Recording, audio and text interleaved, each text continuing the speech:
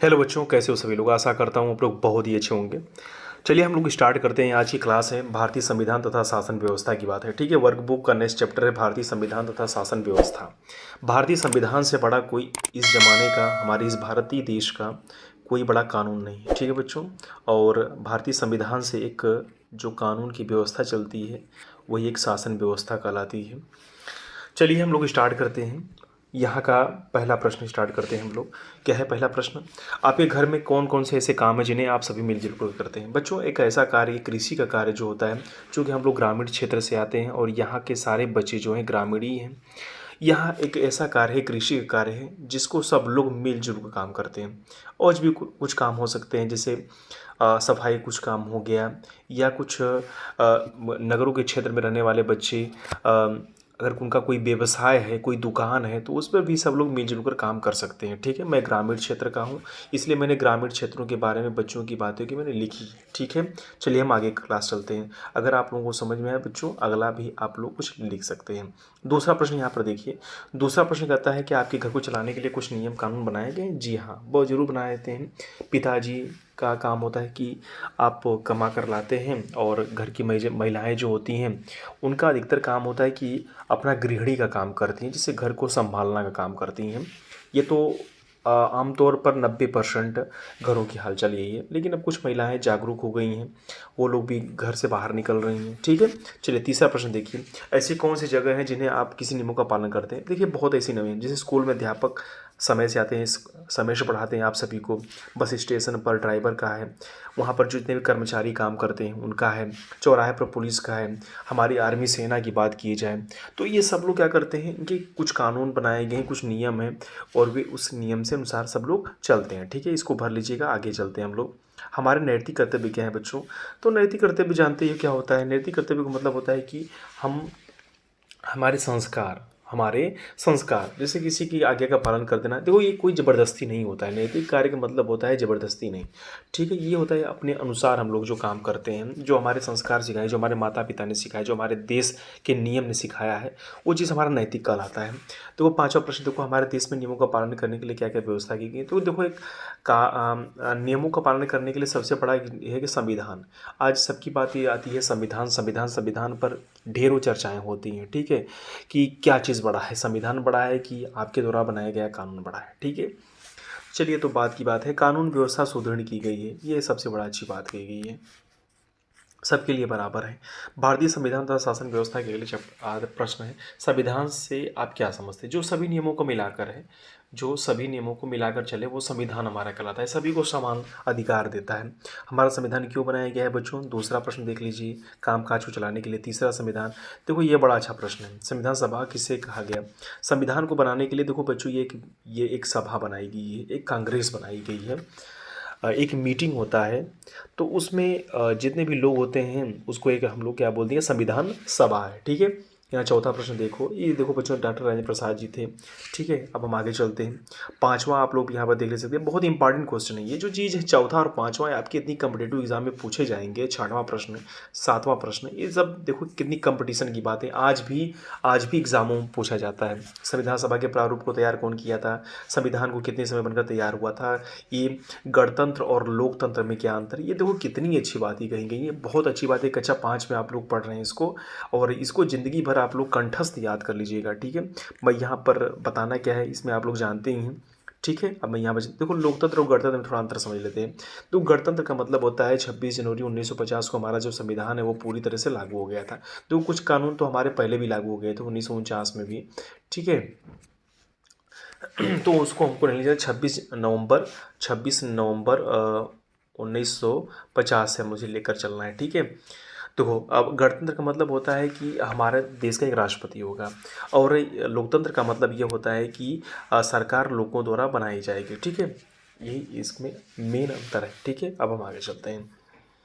देखो हमारे देश के स्तर 3 होते हैं, केंद्र सरकार की अंगों विधायिका, कार्यपालिका, न्यायपालिका जिसको बोलते हैं, कानून बनाने का काम भी व्यवस्थापिका ये विधायिका करती है। चौथा संसद कैसे बनती है, देखो राष्ट्रपति लोकसभा और राज्यसभा जिसको बोलते हैं, 3 चीज़ों से मिलकर ये बनती है। ठीक है, अब हम आगे चलते हैं। तो ये रिक्त स्थानों की पूर्ति बच्चों आप लोग कर लीजिएगा दे करके। देखो लोकसभा का कार्यकाल 5 वर्षों के लिए होता है, राज्यसभा इसका 25 वर्ष में आप लोग नॉमिनेट हो सकते हैं, 18 वर्ष के लिए वोटिंग कर सकते हैं आप लोग। राज्यसभा के सदस्यों का कार्यकाल 6 वर्षों का होता है, विधानसभा के निर्वाचित सदस्यों द्वारा राज्यसभा के सदस्यों का चुनाव किया जाता है। ठीक है, अब हम आगे चलते हैं। देखिए यहाँ पर मुख्यमंत्री, प्रधानमंत्री और राष्ट्रपति के आधार पर भरना है। ठीक है, जो भी चीज़ें गई हैं उसको मुझे इस आधार पर भरना है। संसद की बैठक कौन बुलाता है, तो संसद की बैठक राष्ट्रपति बुलाता है। मंत्रिमंडल की बैठक की अध्यक्षता प्रधानमंत्री करता है। तो बच्चों इस प्रकार से सभी लोग आप लोग जानते ही हैं, समझ करके इसको दे करके भर लीजिएगा आप लोग।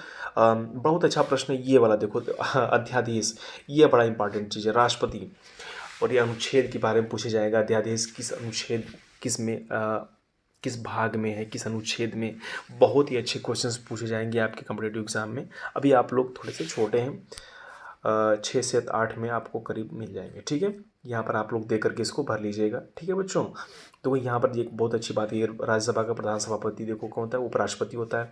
इस समय तो वर्तमान में कौन है, जगदीप धनखड़ है। ठीक है, और राष्ट्रपति में वेंकैया द्रौपदी मुर्मू है। ठीक है, द्रौपदी मुर्मू है। ठीक है बच्चों, तो आप यहाँ 1 देख सकते हैं। आप हमारे देश के में कौन कौन से नियम कानून के बारे में जानते हैं, तो बच्चों ये महत्वपूर्ण कानून हो गया। देश की न्यायपालिका संरचना बनाइए।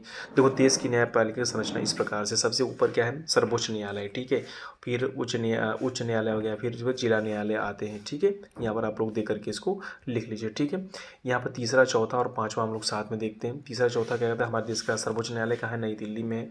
अगर सामान खरीदते समय कोई धोखाधड़ी हो जाए तो ये उपभोक्ता संरक्षण कोर्ट में हम लोग जाएंगे। ठीक है, आपसी विवादों को निपटाने के लिए जैसे लोक अदालतें होती हैं, पारिवारिक अदालत होती है, तथा उपभोक्ता अदालत में हम लोग जा सकते हैं। ठीक है बच्चों, अब हम आगे चलते हैं। यहाँ पर आप लोग देख करके इसको फील कीजिए, वीडियो को पॉज करिए, then after you will write. Okay, चलिए आगे चलते हैं।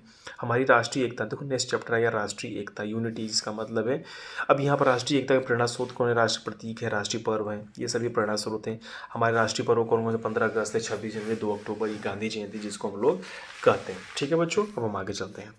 यहाँ पर तीसरा पर सभी सही और गलत का निशान लगाना है। गांधी जयंती जानते हो, ये कब मनाते हैं, सभी को पता है। ठीक है, क्या आपके स्कूल में गणतंत्र दिवस और स्वतंत्रता दिवस मनाया जाता है, रियली मनाया जाता है? हाँ, बहुत ही धूमधाम से मनाया जाता है। झंडारोहण किया जाता है, सांस्कृतिक कार्यक्रम करते हैं, नाटक करते हैं, मिष्ठान होता है, संगीत का कार्यक्रम होता है। ठीक है, बहुत से कार्यक्रम आप लोग करवाते हैं। ठीक है, यहाँ पर आप लोग देख करके देख लीजिए। ठीक है, राष्ट्रध्वज कब फहराते हैं, 15 अगस्त, 26 जनवरी, 2 अक्टूबर को।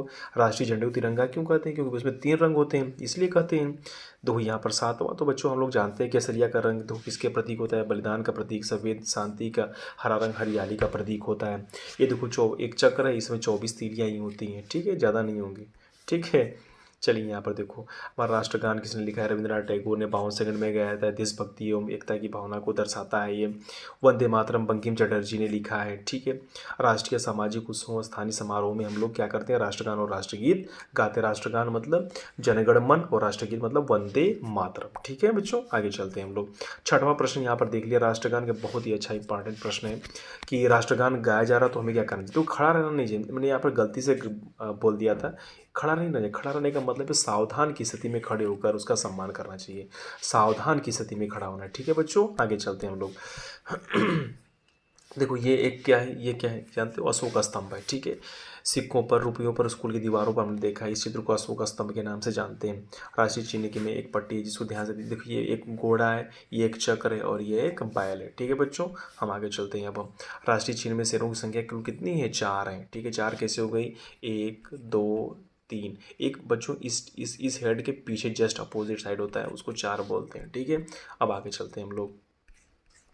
देखिए अब यहाँ पर आप लोग समझ ही रहे हैं ये क्या चीज़ है, ये बरगद हो गया हमारा, ये कमल हो गया, ये हमारी भारतीय मुद्रा हो गई, ये डॉल्फिन हो गया। ठीक है, ये राष्ट्रीय वृक्ष बोलेंगे, राष्ट्रीय पुष्प बोलेंगे, राष्ट्रीय मुद्रा बोलेंगे, राष्ट्रीय जलीय जीव बोलेंगे इसको। ठीक है, आप लोग देख करके इसको भर लीजिएगा। ठीक है, वीडियो को पॉज करिए और उसके बाद देख लीजिए। देखो हमारा राष्ट्रीय पक्षी मोर है, राष्ट्रीय पशु क्या है, बाघ है, हमारा राष्ट्रीय नदी गंगा है, हमारा हेरिटेज प्राणी देखो हाथी है। बहुत अच्छा प्रश्न है, हेरिटेज प्राणी का कुछ बच्चे नहीं जानते रहेंगे। हेरिटेज विरासत का मतलब होता है, जो हमारा विरासत का प्राणी है वो उसको क्या बोलते हैं, हाथी बोलेंगे, ठीक है। और राष्ट्रीय खेल हॉकी जानते ही हो सभी लोग, ठीक है। अब आगे आगे हम चलते हैं। देखो यहाँ 7वां प्रश्न में देखो बच्चों क्या किया है, 7वें प्रश्न में किया क्या है, ये इस चीज़ में उत्तर दिए गए हैं और इस चीज़ को आपको इसके ठीक सामने भरना है, इसके ठीक सामने भरना है। देखो यहाँ पर मैंने जनगण मन, राष्ट्रगान, राष्ट्रीय सब्जी कद्दू, भारतीय संस्कृति पहचान, देखो राष्ट्रीय जलीय प्राणी बरगद, वंदे मातरम, बाघ बचाओ परियोजना और राष्ट्रीय मिठाई जलेबी मैंने यहाँ पर लिख दिया है, आप लोग देख करके इसको लिख लीजिए, ठीक है। राष्ट्रीय एकता, देखो ये बड़ा अच्छा प्रश्न है। हमारे देश की स्थल सीमा की लंबाई 15,100 किलोमीटर करीब बराबर होती है तथा जल सीमा 7,500 किलोमीटर लगभग में है, ठीक है। इसको यहाँ पर आप लोग दे करके लिख लीजिए। दूसरा, भारतीय सेना के प्रमुख अंग कौन कौन है, वो क्या काम करती हैं अपने नोटबुक। देखो थल सेना एक होती है, एक जल सेना होती है, एक वायु सेना होती है, ठीक है। इसके अलग अलग कार्य हैं, आप लोग जानते ही हैं, ठीक है। मैं इसको यहाँ पर नहीं लिख रहा हूँ, जो कि यहाँ पर भरने का आप लोग अपने नोटबुक में लिख लीजिएगा इसको, ठीक है। तीसरा प्रश्न देखो, तीनों सेना का संरक्षण होता है, राष्ट्रपति होता है, रक्षा मंत्री करते हैं और सेना का मुख्यालय कहाँ पर है, नई दिल्ली में। सेनाध्यक्ष का काम क्या होता है, जैसे जल सेना, वायु सेना और मैंने क्या बोला, एक जल सेना, थल सेना एक हो गया। तो युद्ध के समय आपस में क्या करते हैं, तीनों आपस में क्या करते हैं, बात करेंगे, तीनों आपस में बात करेंगे, कन्वर्सेशन करते हैं कि भाई कहाँ पर मुझे किस आधार पर मुझे यहाँ पर बम विस्फोटक या बचाव करने के लिए अपने सैनिकों को भेजना है, ठीक है। चलिए आगे चलते हैं हम लोग। अर्धसैनिक बल का काम क्या है, वो अधिकतर क्या करते हैं, अपने क्या काम करते हैं, वे अधिकतर लोग वहाँ पर रहते हैं, सीमाओं पर रखते हैं। आपातकालीन घोषणा कब, देखो आपातकालीन घोषणा कब होती है, जब बाहरी आक्रमण हो गया, सशस्त्र विद्रोह हो जाए, देश की सुरक्षा क्या हो जाए, आपस में संकट में हो जाए, तब हम लोग क्या करते हैं, आपात की घोषणा होती है। कौन करता है, राष्ट्रपति आपातकाल की घोषणा कर देता है, ठीक है। अब आगे चलते हैं हम लोग। यहाँ आपातकाल के समय क्या होता है, देखो सबसे बड़ी बात है आपातकाल के समय राष्ट्र की सुरक्षा, सबसे बड़ी बात है राष्ट्र की सुरक्षा तो सर्वोपरि हो जाती है। अतः हमारे कुछ मूल अधिकार सीमित किए जा सकते हैं, जैसे जो हमारे पास अधिकार मिले हैं, हमें 6 मौलिक अधिकार है ना, उसको कुछ कमी किया जा सकता है, ठीक है। ये नहीं कि आप लोग कुछ काम नहीं करेंगे, हम लोग देश के लिए जीना है, ठीक है। सेना तथा अर्धसैनिक बल देश में शांति के समय क्या करते हैं, क्या करते हैं भाई, समय सेना तथा अर्धसैनिक बल समाज की भलाई के कामों में मदद करते हैं और किसी आपदा के समय बहुत सहायता करते हैं, ठीक है। आगे चलते हैं हम लोग। देखो यहाँ पर ये देश में शांति बनाए रखने के लिए हमें क्या करना चाहिए, सही जवाब पर निशान लगाइए। तो बच्चों आप लोग ये तो पढ़ करके आप लोग समझ जाएंगे, इसमें कुछ समझाने वाली बात नहीं है, ठीक है, इतना सभी को आता है। और यहीं पर देख रहे हैं कि चैप्टर समाप्त हो रहा है और यहीं पर आज हम लोगों की प्रकृति समाप्त होती ही है। सभी बच्चों से मेरा पूर्णतः निवेदन है कि वे अपना वर्क बुक को मेरे यूट्यूब चैनल से सभी लोग भर करके फिल कर लें, अपनी टीचर से उसको जचवा लें, सिग्नेचर करवा लें। और कहीं पर भी अगर त्रुटि होती है हमारे इस चैनल में तो मैं क्षमा प्रार्थी हूँ, ठीक है। तो मेरा क्लास यहीं पर समाप्त होता है। अगर आपको वीडियो पसंद आता तो प्लीज़ लाइक कीजिए, शेयर कीजिए अधिक से अधिक बच्चों को और चैनल को सब्सक्राइब अवश्य करें, ठीक है बच्चों। बहुत बहुत धन्यवाद आप लोगों का, बाय।